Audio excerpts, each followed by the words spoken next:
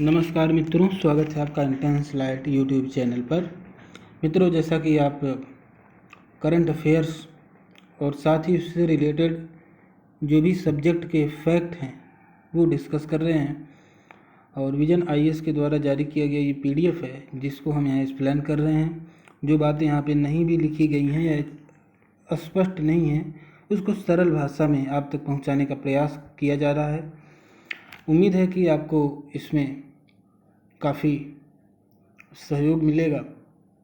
और अभी तक हम 7 टॉपिक को कवर कर चुके हैं और वो सभी टॉपिक जो है पॉलिटी से रिलेटेड है, और अगले भी कुछ टॉपिक पॉलिटी से रिलेटेड रहेंगे जो कि करंट अफेयर्स के हैं, और ये मार्च 2023 के हैं। ठीक है, तो चलिए ज़्यादा समय नहीं लेते हुए शुरू करते हैं अपना क्लास। देखें, ये जो टॉपिक है ऑडिट डेटा मानकीकरण या स्टैंडर्डाइजेशन। ऑडिट डेटा स्टैंडर्डाइजेशन अब ये सुर्खियों में क्यों? हाल ही में भारत के नियंत्रक और महालेखा परीक्षक CAG controller and auditor general of India ने सरकार से ऑडिट डेटा मानकों को अपनाने का आग्रह किया है। ठीक है, अब देखें कि CAG द्वारा की जाने वाली लेखा परीक्षा यानी ऑडिट के कितने प्रकार के होते हैं। तो पहले तो ये फैक्ट जान लें, यहाँ पे 4 प्रकार दिया गया है। एक वित्तीय लेखा परीक्षा, दूसरी नियमितता लेखा परीक्षा, तीसरा रसीद लेखा परीक्षा और 14 निष्पादन लेखा परीक्षा।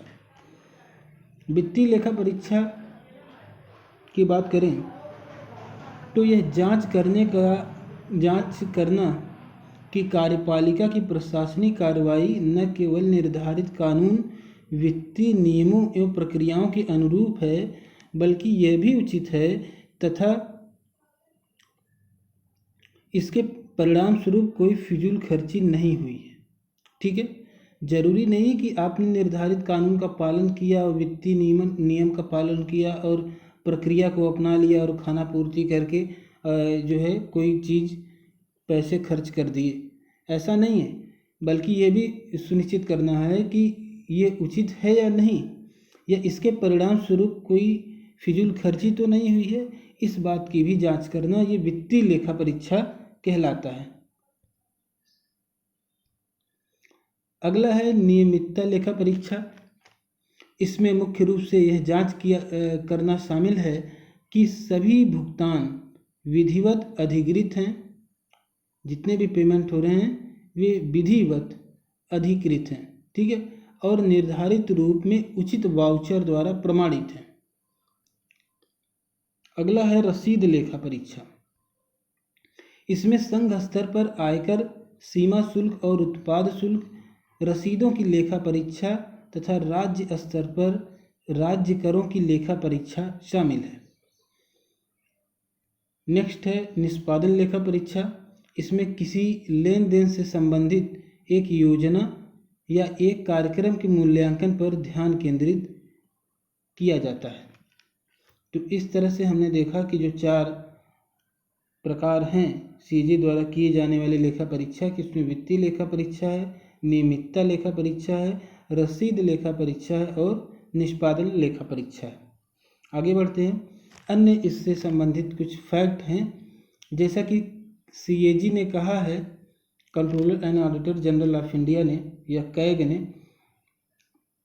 कि इससे अलग अलग विभागों, एजेंसियों द्वारा रखरखाव किए जा रहे या की जा रही डेटा जानकारी के बेहतर विश्लेषण के लिए उन्हें सुगम तरीके से व्यवस्थित किया जा सकेगा।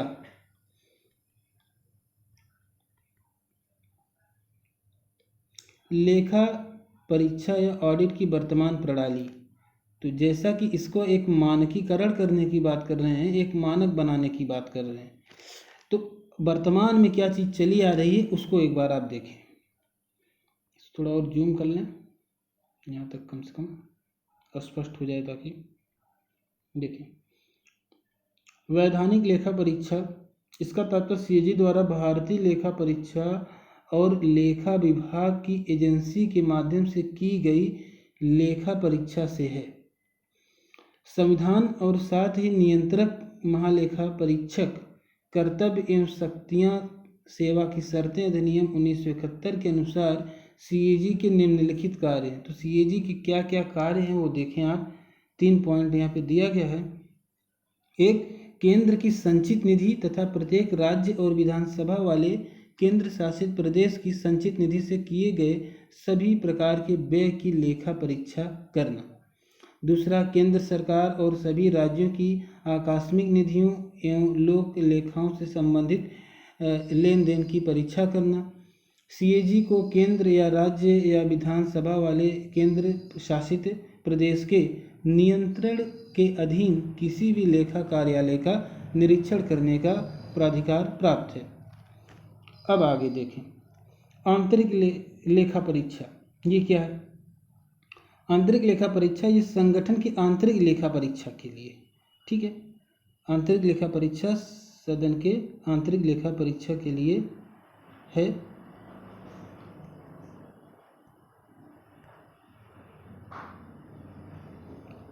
आंतरिक लेखा परीक्षा संगठन के प्रबंधन द्वारा गठित एजेंसी या विभाग करता है।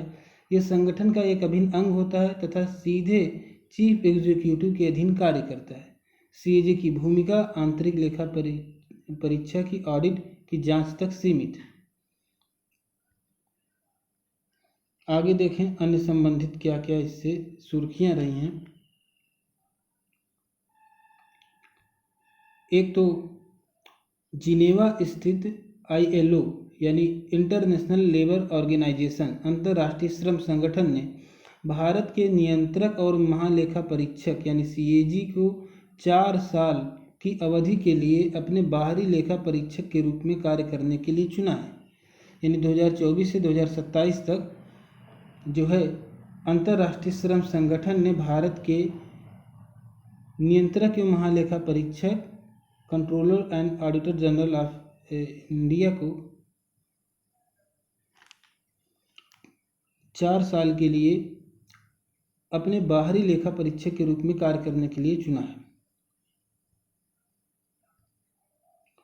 सीएजी ने विवरण प्रदान किया है। इसमें कहा गया है कि ILO ने बाहरी लेखा परीक्षक के नामांकन के लिए एक पैनल गठित किया था तथा देशों के सर्वोच्च परीक्षा संस्थानों से प्रस्ताव देने का अनुरोध किया था।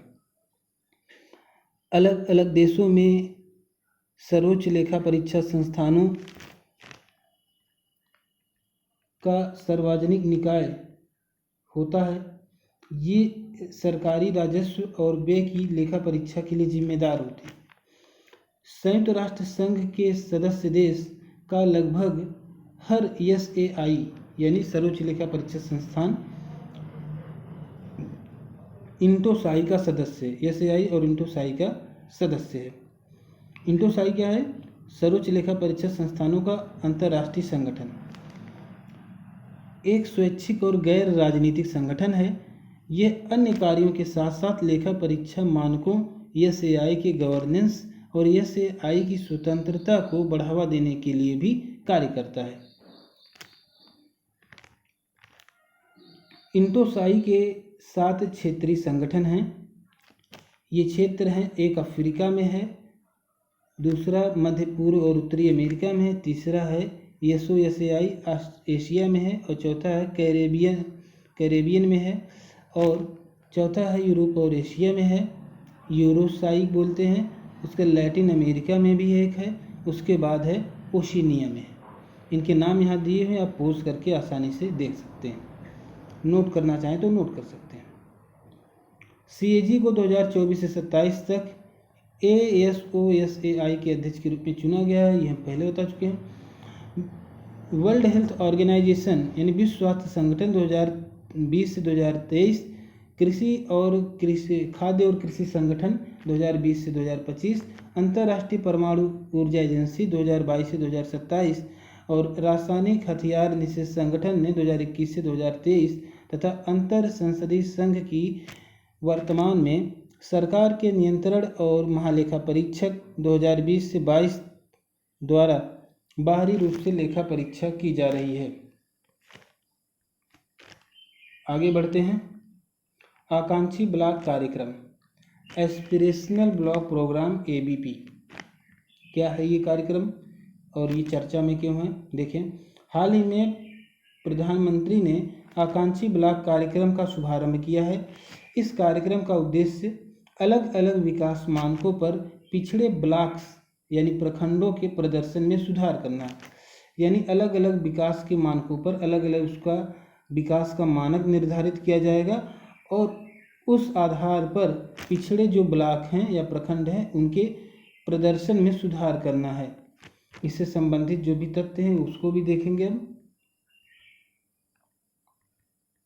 देखें, तो इसकी घोषणा पहली बार केंद्रीय बजट 2022-23 में की गई थी, किंतु इसका स्पष्ट उल्लेख बजट 2023-24 में किया गया है। यह आकांक्षी जिला कार्यक्रम ADP के मॉडल पर आधारित है। इसे 2018 में शुरू किया गया था। इस कार्यक्रम के तहत देश भर के 112 जिलों को शामिल किया गया है। ABP की मुख्य विशेषताएं, तो देखिए, एक है कवरेज। शुरुआत में इस कार्यक्रम के तहत 31 राज्यों और केंद्र शासित प्रदेशों के 500 प्रखंडों को ही शामिल किया जाएगा। इनमें से आधे से अधिक प्रखंड 6 राज्यों में हैं। जो राज्य हैं, देखिए, घटते क्रम में सबसे ज़्यादा उत्तर प्रदेश, फिर बिहार, फिर MP, फिर झारखंड, उड़ीसा और फिर पश्चिम बंगाल। हालांकि राज्य बाद में इस कार्यक्रम में और प्रखंडों को जोड़ सकते हैं, लेकिन शुरुआत में केवल 500 प्रखंडों को ही शामिल किया जाएगा और सबसे ज़्यादा प्रखंड उत्तर प्रदेश में है और आधे से अधिक जो है 6 राज्यों में, यानी 500 में से 250 इन्हीं 6 राज्यों के ब्लॉकों को विकास किया जाएगा। बाकी 250 में अन्य जितने भी, मतलब इन 500 को छोड़ करके जो भी 31 राज्य में हैं बचते हैं उनको दिया जाएगा। इसका उद्देश्य क्या है आप पहले से अब जान चुके हैं इसका उद्देश्य। तो देखिए, हमने भी कहा था कि विभिन्न मानकों के आधार पर ब्लॉकों का विकास करना, ठीक है। तो वो मानक क्या क्या हो सकते हैं? अब देखिए, स्वास्थ्य हो सकता है, पोषण हो सकता है, शिक्षा, कृषि, जल संसाधन, वित्तीय समावेशन यानी फाइनेंशियल इंक्लूजन, स्किल डेवलपमेंट कौशल विकास और बुनियादी ढांचे यानी इंफ्रास्ट्रक्चर डेवलपमेंट जैसे कई क्षेत्रों में आवश्यक सरकारी सेवाओं की पर्याप्तता सुनिश्चित करना है। महत्वपूर्ण तथ्य और क्या महत्वपूर्ण संकेत हैं? सरकार ने इस तरह के कई क्षेत्रों के अंतर्गत 15 प्रमुख सामाजिक आर्थिक संकेतकों की पहचान की है। राज्यों के पास स्थानीय चुनौतियों का समाधान करने के लिए अतिरिक्त राज्य विशिष्ट को भी शामिल करने की छूट है, ठीक है। और समय समय पर रैंकिंग भी दी जाएगी। तो देखिए, समय समय पर रैंकिंग में क्या क्या बातें हैं, जैसे KSIS को रियल टाइम आधार पर ट्रैक किया जाएगा। इसके अलावा प्रखंडों के बीच एक स्वास्थ्य और गतिशील प्रतिस्पर्धा को बढ़ावा देने के लिए प्रमुख विषयगत विषयों पर समय समय पर रैंकिंग जारी की जाएगी। कार्यक्रम का फोकस, देखिए, यह परिवर्तनकारी कार्यक्रम भारत के सबसे दुर्गम और अविकसित प्रखंडों में नागरिकों के जीवन की गुणवत्ता बढ़ाने के लिए गवर्नेंस में सुधार लाने पर केंद्रित है। ऐसा मौजूदा योजनाओं को मिलाकर आउटकम्स को परिभाषित करने और निरंतर आधार पर उनकी निगरानी करके किया जाएगा। अब देखिए मित्रों, चूंकि अब ये जो कार्यक्रम है आकांक्षी जिला कार्यक्रम पर आधारित है, इसलिए इस पर भी एक बार हम देखते हैं आकांक्षी जिला कार्यक्रम का क्या उद्देश्य है।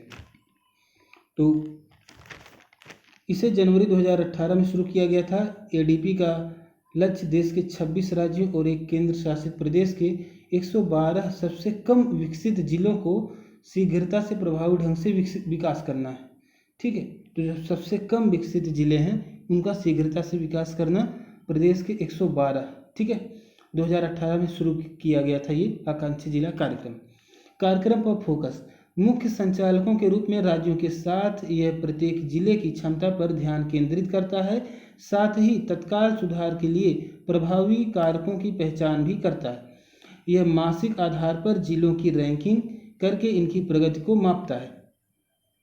महत्वपूर्ण संकेतक देखें, एडीपी 5 व्यापक सामाजिक आर्थिक विषयों के 49 प्रमुख प्रदर्शन संकेतकों पर ध्यान केंद्रित करता है। 49 प्रमुख प्रदर्शन संकेतक हैं इसके। ये 5 विषय कौन कौन से हैं, बहुत इंपॉर्टेंट है, तो इसको आप ध्यान रखिएगा। एक है स्वास्थ्य और पोषण, ये एक ही में आ जाएगा, स्वास्थ्य और पोषण। दूसरा है शिक्षा, तीसरा कृषि एवं संसाधन, चौथा है वित्तीय समावेशन व कौशल विकास तथा अवसंरचना। तो 1, 2, 3, 4, फिर ये 5। वित्तीय समावेशन एवं कौशल विकास एक ही में है और 5वां अवसंरचना ये अलग है। तो ये 5 विषय को याद रखिएगा। महत्वपूर्ण संकेतक है, 5 व्यापक सामाजिक आर्थिक विषयों के तहत 49 प्रदर्शन संकेतकों पर ध्यान किया जाएगा। तो ये 5 विषय कौन कौन से हैं, स्वास्थ्य और पोषण है, शिक्षा, एक बार इसको हटाते हैं, और फिर से देखते हैं।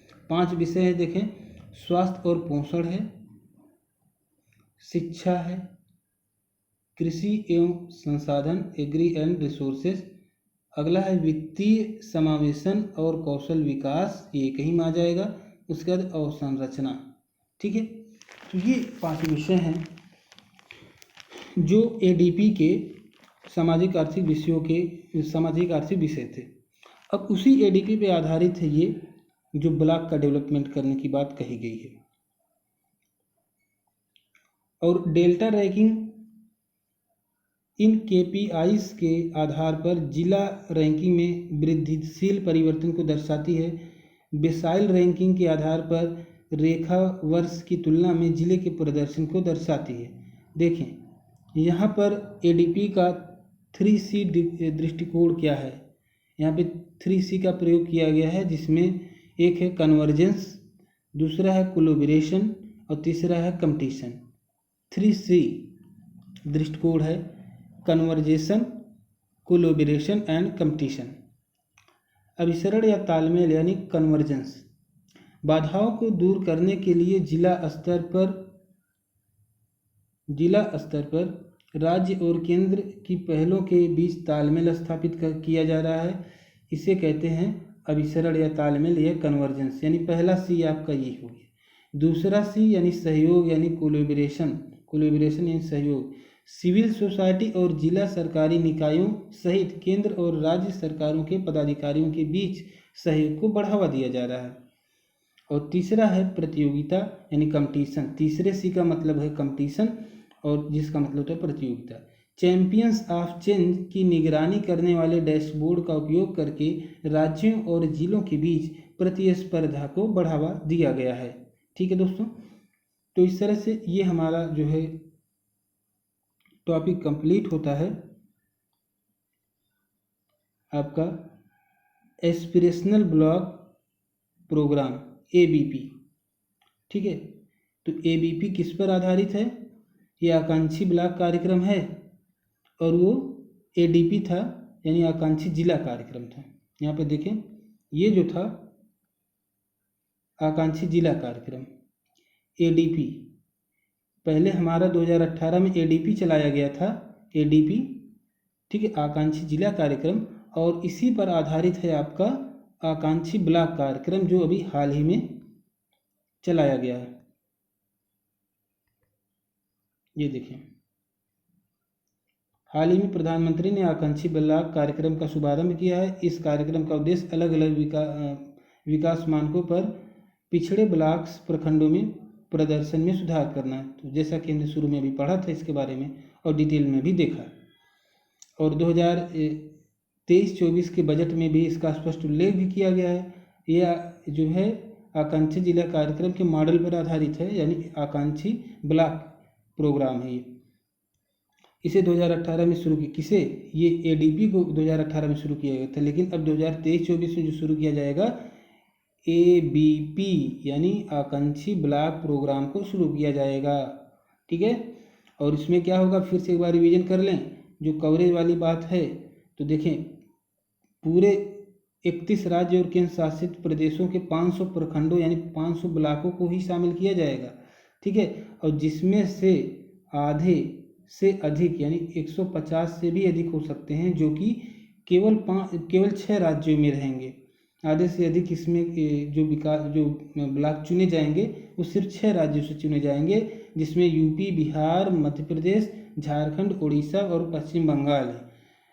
और बाद में इसमें राज्य इस कार्यक्रम और प्रखंडों को जोड़ भी सकते हैं, ठीक है। तो ये मेन पॉइंट यही था इसका।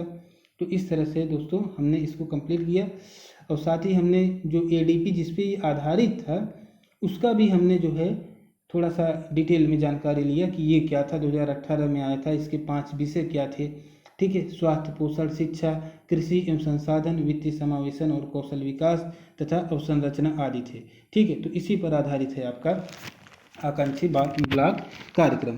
तो चलिए दोस्तों आगे बढ़ते हैं अपने अगले टॉपिक पर। अगला हमारा क्या है, तो जीवंत ग्राम कार्यक्रम, vibrant village programme, VVP scheme. बहुत ही इम्पॉर्टेंट है मित्रों। देखिए वाइब्रेंट विलेज प्रोग्राम क्या है, इसको हिंदी में जीवंत ग्राम कार्यक्रम, ठीक है। क्या है ये स्कीम? केंद्रीय मंत्रिमंडल ने जीवंत ग्राम कार्यक्रम यानी वीवीपी को मंजूरी दी है, ठीक है। वीवीपी को मंजूरी दी है। अब देखें इसके बारे में डिटेल में क्या कि कुछ बातें हैं, क्यों ये सुर्खियों में है। तो मंजूरी दी इसलिए सुर्खियों में है, लेकिन क्या है ये वीवीपी यानी वाइब्रेंट विलेज प्रोग्राम क्या है? जीवंत ग्राम प्रोग्राम या वाइब्रेंट विलेज प्रोग्राम एक केंद्र प्रायोजित योजना है, ठीक है। जाहिर सी बात है, जब इसके केंद्रीय मंत्रिमंडल ने इसका लिए समर्थन दिया, केंद्र प्रायोजित योजना ही होगी। इस योजना के माध्यम से देश की उत्तरी भू सीमा पर स्थित गांवों में आवश्यक अवसंरचना विकास और आजीविका के अवसर पैदा करने हेतु धन उपलब्ध कराया जाएगा, ठीक है। तो उत्तरी भू सीमा पर, देश की जो उत्तरी भू सीमा जैसे कि आपका लद्दाख, हिमाचल प्रदेश, सिक्किम आदि आ जाते हैं। देखिए यहाँ पे लिखा भी गया है वीवीपी योजना के तहत कौन कौन से राज्य हैं उत्तर के। देखिए हिमाचल प्रदेश है, उत्तराखंड है, अरुणाचल प्रदेश है, सिक्किम है, लद्दाख है, इनको शामिल किया गया है। इस योजना को 2022-23 से 2025-26 तक के लिए मंजूरी दी गई है, ठीक है। इस योजना के माध्यम से सीमावर्ती लोगों के जीवन की गुणवत्ता में, ठीक है, उनकी लाइफ की क्वालिटी में सुधार करने तथा पलायन को रोकने में मदद मिलेगी, ताकि वो स्थानीय स्तर पर अच्छी ज़िंदगी बिता सकें और वहीं पर अपनी अर्थव्यवस्था विकसित कर सकें, वहीं पर अपना रोजगार प्राप्त कर सकें, वहाँ का डेवलपमेंट कर सकें, ठीक है। इससे सीमा सुरक्षा में भी सुधार होगा, ठीक है। अगर वहाँ कोई नहीं रहेगा बॉर्डर वाले एरिया में, तो जाहिर सी बात है घुसपैठ की संभावना बढ़ेगी। लेकिन अगर वहाँ पे सारी सुविधाएं हम देंगे अपने नागरिकों को, तो वहाँ से कोई बाहर नहीं जाएगा, कोई दिल्ली या मुंबई आना ही नहीं चाहेगा जब उसका वहीं पे काम चल जाएगा। तो ठीक है, तो इससे सीमा सुरक्षा में भी सुधार करने में भी हेल्प मिलेगी। आगे देखिए योजना की कुछ और विशेषताएं हैं, जैसे जिला प्रशासन ग्राम पंचायतों के सहयोग से जीवंत ग्राम कार्य योजना तैयार करेगा। सामाजिक उद्यमिता, युवा और महिला सशक्तिकरण इत्यादि को बढ़ावा देने के माध्यम से हब एंड स्पोक मॉडल पर आधारित विकास केंद्रों का निर्माण किया जाएगा, ठीक है। कुछ 4800 करोड़ रुपए के वित्तीय आवंटन में 2500 करोड़ रुपए का उपयोग सड़कों के निर्माण के लिए किया जाएगा। तो 2500 करोड़ रुपए से सड़क बनाए जाएंगे, 4800 करोड़ रुपए के वित्तीय आवंटन होगा, जिसमें 2500 करोड़ सड़क के लिए आवंटित किया जाएगा। क्योंकि जानते हैं पहाड़ी मार्गों पर कितनी मुसीबतें हैं, पहाड़ों की ज़िंदगी, वहाँ पे पानी के लिए लोगों को दूर दूर जाना पड़ता है। आगे देखें क्या कुछ है इसमें।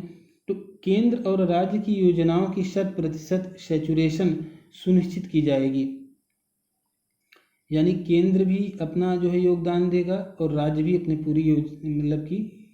पूरा योगदान देगा और उनकी योजनाओं को पूरी तरह से लागू किया जाएगा। कल्याणकारी योजना की सैचुरेशन का अर्थ है सभी पात्र लाभार्थियों को योजना में निर्धारित सुविधाएं मिलें, जो भी उसमें सुविधाएं निर्धारित की गई हैं और जो भी उसके पात्र हैं उन्हें उसका लाभ मिले। इस योजना का सीमा क्षेत्र विकास कार्यक्रम जो आपका था बॉर्डर एरिया डेवलपमेंट प्रोग्राम, ठीक है, के साथ कोई अतिव्यापन नहीं होगा, यानी ओवरलैपिंग नहीं होगी। यानी अगर इस कार्यक्रम तो यानी बॉर्डर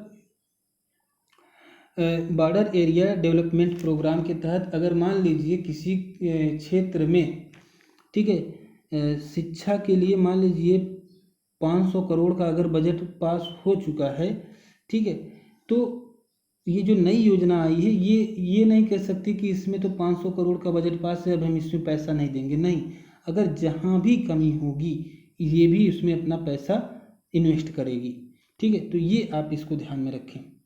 इसका मतलब ये कोई भी अतिव्यापन या ओवरलैपिंग नहीं होगी कार्यक्रम में। इसका अपना कार्यक्रम अलग है, ये अपना विकास कार्य यथावत करता रहेगा और ये अपना जो है करता रहेगा, ठीक है।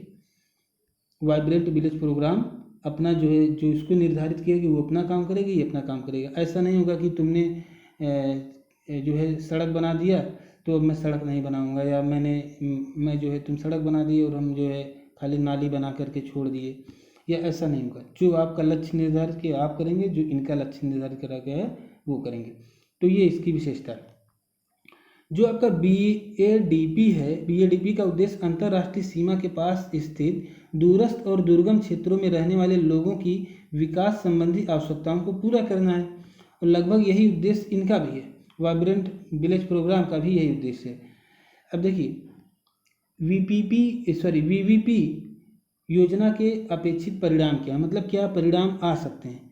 पहला तो देश के उत्तरी सीमावर्ती गांवों में 12 मासी सड़कों का विकास संभव होगा, एक पॉइंट। दूसरा, स्वच्छ पेयजल उपलब्ध होगा, ठीक है, लोगों को स्वच्छ पेयजल की बहुत समस्या रहती है।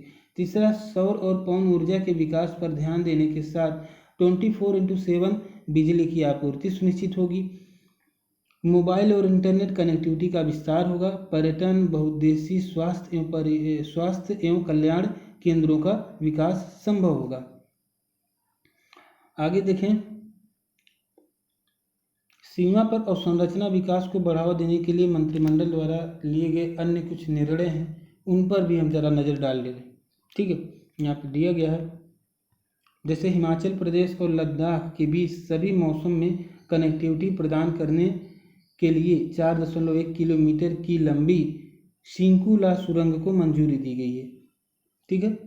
तो सिंकुला सुरंग हिमाचल प्रदेश और लद्दाख के बीच में बन रही है, 4.1 किलोमीटर लंबी है। एक और है, भारत तिब्बत सीमा पुलिस यानी ITBP बल की 7 नई बटालियन के गठन की मंजूरी दी गई है, जिससे वहाँ के नागरिकों को सुरक्षा प्रदान की जा सके। ITBP गृह मंत्रालय के तहत एक केंद्रीय सशस्त्र पुलिस बल है, ये भारत चीन सीमा पर तैनात है। संबंधित सुर्खियाँ, ग्राम रक्षा समितियाँ, विलेज डिफेंस कमेटीज, VDCs, तो इससे रिलेटेड कुछ चीज़ें हैं। विलेज डिफेंस कमेटी क्या है, ये ग्राम रक्षा समितियाँ किस तरह से रक्षा कर रहा है, क्या ये लीगल है या इलीगल है, कौन इसको बनवाया, इसके बारे में भी सोचना पड़ेगा। तो देखिए, सोचने की जरूरत नहीं, सामने ही है सब कुछ। देखें, हाल ही में जम्मू और कश्मीर के उपराज्यपाल ने यानी लेफ्टिनेंट गवर्नर ने ग्राम रक्षा समितियों के गठन हेतु सहमति जताई है। अभी सिर्फ सहमति जताई है। पहली बार ग्राम रक्षा समिति यानी VDCs, विलेज डेवलपमेंट कमेटीज का गठन डोडा जिले में 1990 के दशक के मध्य में किया गया था। पहली बार कब किया गया था?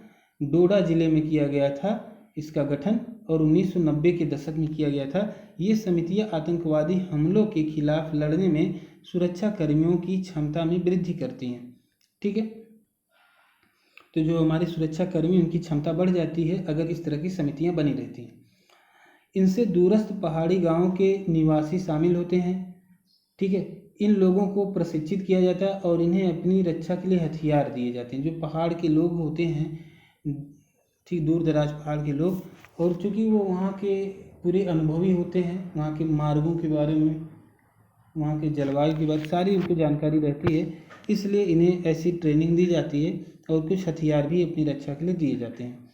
इनमें स्वैच्छिक आधार पर सदस्य के रूप में पूर्व सैनिकों, पूर्व पुलिस कर्मियों और सक्षम युवाओं को शामिल किया जाता है। जो डिसिप्लिन में, जो कल्चरल थोड़ा से हों, रहना जानते हों, उन्हीं को दिया जाता है। ये संबंधित जिले के एसपी, एसएसपी के निर्देशन में कार्य करते हैं। तो ये किसी आर्मी के कमांडर के द्वारा निर्देशित नहीं होते, ध्यान रखिए। ये जो संबंधित जिले के एसपी या एसएसपी हैं, उनके निर्देशन में कार्य करते हैं।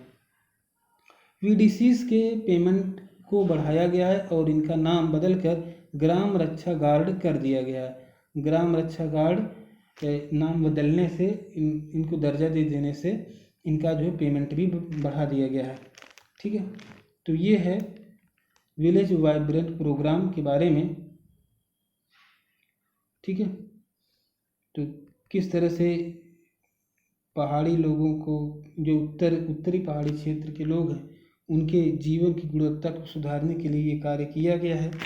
और इससे रिलेटेड जो जैसे विलेज डिफेंस कमेटी वगैरह थी, वो क्यों सुर्खियों में है, उन पर क्यों चर्चा हो रही है, वो भी आपने जान लिया। तो जो वीवीपी है, उसका जो उद्देश्य है, ठीक है, किस तरह से वो BADP पर जो है डिपेंड नहीं था, मतलब उसी के जैसा ही था जो सीमा क्षेत्र विकास कार्यक्रम पहले से चला आ रहा था। ठीक है, चलिए आगे बढ़ते हैं। ये कहाँ आ गए हम? अगला हमारा टॉपिक है लोक सेवा कंटेंट। मित्रों, अभी चूँकि 31 मिनट हो गया है, इससे लंबा वीडियो हम बनाएंगे नहीं, क्योंकि इससे जो है लोगों के मन में एक भ्रांति बन जाती है कि बहुत लंबा वीडियो हम कैसे देखेंगे, इसलिए हम 30 मिनट में वीडियो बनाएंगे। एक ही दो ही टॉपिक कवर हो, लेकिन बहुत बेहतर तरीके से कवर हो, आसानी से, ताकि एक बार ही देखना पड़े, बार बार उसमें कन्फ्यूजन न रहे। इसलिए आसानी से, बहुत ही इत्मीनान से इसको देखें, समझें और उसको जो नोट करने के पॉइंट हैं उन्हें नोट भी करें। Thank you so much for watching this video, और मिलते हैं अगले वीडियो में, फिर आगे की चीज़ों को कवर किया जाएगा। बहुत बहुत धन्यवाद।